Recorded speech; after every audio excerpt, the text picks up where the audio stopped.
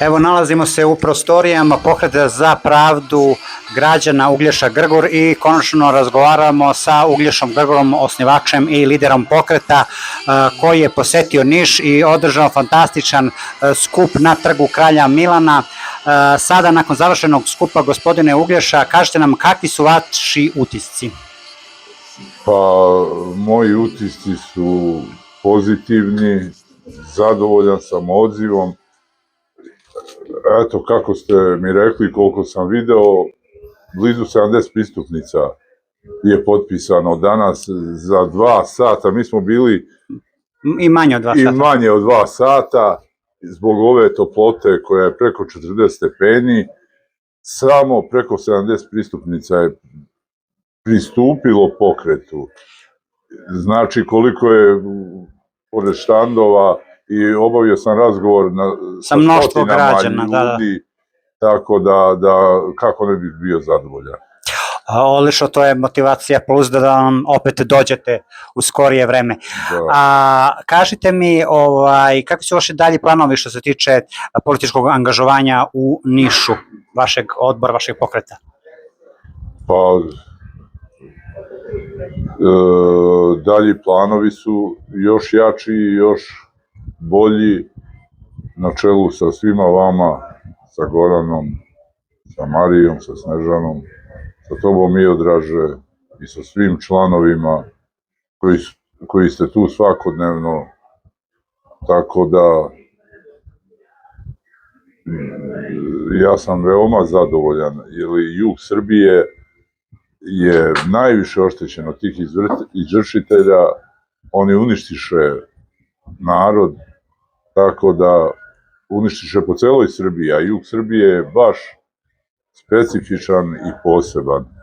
Ima tu zloglasnih izvršitelja dosta, oglasit ću se uskoro koji su ti u Nišu, tako da ja se nadam da državni organi trebaju da reaguju, tužilaštvo prvenstveno, i da takve izvršitelje preispita njihov rad.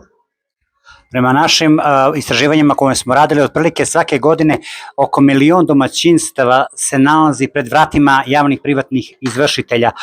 Srbija ima otprilike 2,4-2,5 miliona domaćinstava, što znači oko 40% domaćinstava svake godine je ispred, da kažemo tako, vrata javnih privatnih izvršitelja. Međutim, situacija u Nišu, Leskovcu, Vranju, Bujanovcu i ostatku Srbije je znatno gora. Ovde taj prosek i preko 60%.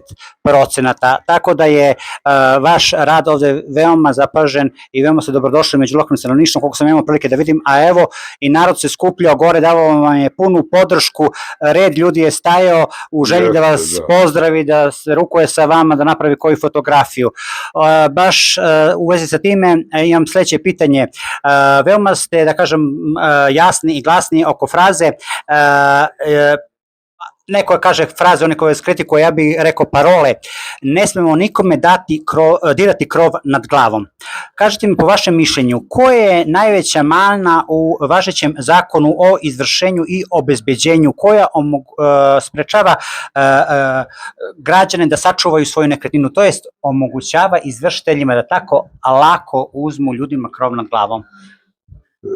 Ja sam za to i pokret za pravdu građana Grgur u programu pokreta, to je jedini pokret ili politička stranka gde je u programu ukidanje privatnih izvršitelja i da se to vrati izvršenje u državne sudske vlasti, gde će sudski izvršitelji da rade za platu, a ujedno se zalažem i borim da niko ko ima jedan krov nad glavom ne sme nikada bude predmet izvršenja, kao ni čovek ako je preduzetnik, ako drži privatnu firmu, ako je zaposlen, ako je penzioner i od toga hrani svoju porodicu, na to niko ne sme da se zaduži. Znači, šta bi mi dobili i sa državnim izvršiteljima ako bi oni uzimali jedini krov nad glavom i zaduživali se i otimali narodu od onoga od čega on hrani svoju porodicu. Dobili bi istu situaciju. Znači, na te dve stvari niko ne sme da zaduži naše građanina nad krovom nad glavom i sa onim šta mu je delatnost, čime se bavi da li ima, što rekao, preduzetnik privatnu firmu, da li je penzioner, da li je radnik, na to od čega hrani svoju porodicu ne sme niko da se zaduži, jer ovako mi uništismo naše građane i naši građani, pa ja sam to i javno na jednoj televiziji rekao neki dan, mene dnevno ja imam 150-200 poziva, što poruka, poziva, mailova, to odlično znate svakodnevno, ali nedeljno, da budem skroman, bar jedan naš građanin mi se javlja da želi da se ubije. Jer vidite koja je to katastrofa. Ali mi trebamo da uništimo naše građane. Mi ako uništimo naše građane, naš narod, mi ćemo uništiti i državu. Ja se apsolutno zato zalažem i dok dišem borit ću se za to. Da niko ne sme narod da pljačka, ne sme niko da ga pljačka, niko ne beži od duga. Ti direktori javnih preduzeća, oni odlično znaju, ali nisu dužni po službenoj dužnosti da brinu o zastari duga. Pa svog kompanjona advokata uzmu, sa kim dele pare, daju to izvršnom sudiji. Izvršni sudija isto nije dužan da brine po službenoj dužnosti da je dug zastareo i donese rešenje o izvršenju. Šalje našim penzionerima, radnicima koji su neuki, ne vide ono dole da mogu da se žale, da imaju prigovor u roku od 8 dana, onda iz javnog preduzeća zovu naše građanina, namame ga, kaže ajde uplati 1000-2 dinara ili dođe da napravimo reprogram. To naši građani ne smeju da rade, da uplate 1 beli dinar, automatski su priznali dug i onda oni ulaze u ralje izvršitelja i tu nema kraja, budu žrtve. Znači, moraju se pozvati na zastarelost, jer niko neće da se pozove na zastaru duga ako se ne pozove naš građanin, u ovom slučaju govorim izvršni dužnik.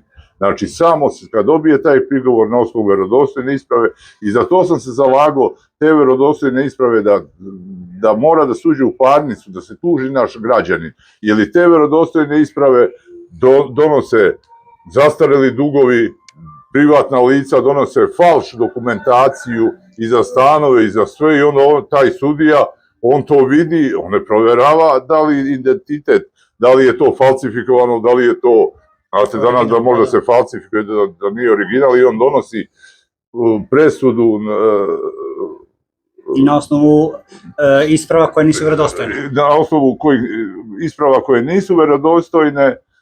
I ja sam zato se to ukida, znači da mora da se uđe u parnicu, pa sud konačno da donese sud ročišta, presudu, da može naš građanin da se pozove na zastarelost, da može da kaže ovo nije original dokument, ovo nije, a ne na osnovu verodostojne isprave što oni kažu i sa time uništiše, te verodostojne isprave uništiše naš narod.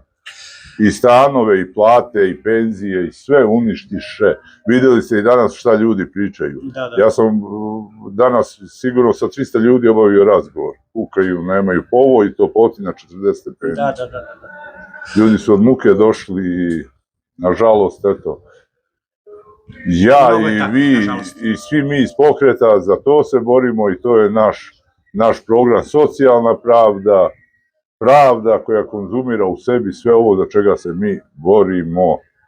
I sve presude, to sam i u Skupštini Srbije iznao, koje su pravnosnažno donete, a znamo da su donete, mnogi su oštećeni, da li firme, da li fizička lica, pojedinci, kako su donete, da to sve jednog dana ide na reviziju i da ove sudije i tužioci svi se biraju kao narodni poslanici na 4 godine, da narod glasa za njih, a ne on sedne u stolicu, danas je tužioc i on je do penzije tužilac i on je do penzije sudija i onda on radi šta hoće, nikomu ništa ne može.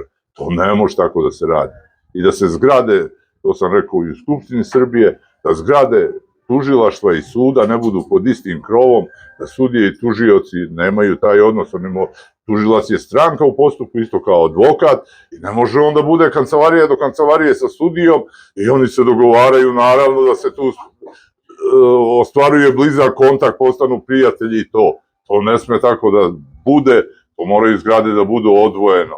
Tužilac je stranka u postupku kao advokat, tako da nema sud je sud. Jasno.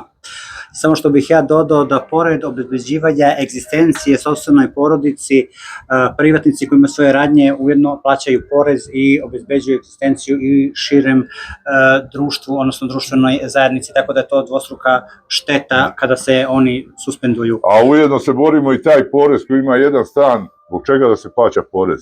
Kad čovjek ima jednu nekretninu, zbog čega, kome da plaća porez? Nek plaća porez onaj što ima više nekretnina, pa nek mu se poveća